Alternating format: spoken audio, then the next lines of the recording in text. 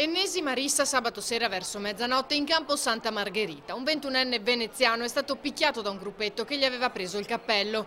Gli hanno sbattuto la testa contro il muro per poi prenderlo a calci e pugni, nonostante fosse al telefono con le forze dell'ordine, giunte sul posto poco dopo. E mentre il 21enne veniva portato in ospedale, degli aggressori non c'era più traccia.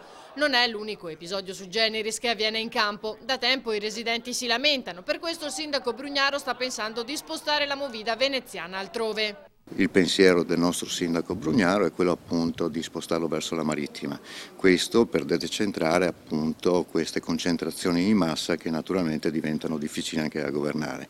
Il divertimento non va vietato, però lo si può gestire qualora questo può creare dei problemi sul territorio, soprattutto in un campo di Venezia come quello di Santa Margherita, che naturalmente offre uno spazio già ricco di cittadini e pertanto può creare effettivamente dei problemi come abbiamo visto. La zona sarebbe quella tra Venezia Terminal Passeggeri e Canale della Scomenzera, a cui si potrà accedere tramite il ponte dalla parte di Piazzale Roma. Una realtà dove tutti i ragazzi, questa gioventù, veramente riesca a trovare uno spazio adeguato per trascorrere serenamente una serata in compagnia e, perché no, anche avere un luogo ben preciso, più ben definito per poter governare meglio i controlli. Intanto sul fronte sicurezza continua il lavoro dell'amministrazione, anche attraverso incontri con i cittadini che spesso sentono l'esigenza di difendersi da soli. I risvolti si cominciano a sentire e a vedere, è chiaro che c'è ancora molto da fare e non a caso stiamo continuando a lavorare sul territorio su iniziative, su programmi e pianificazioni strategiche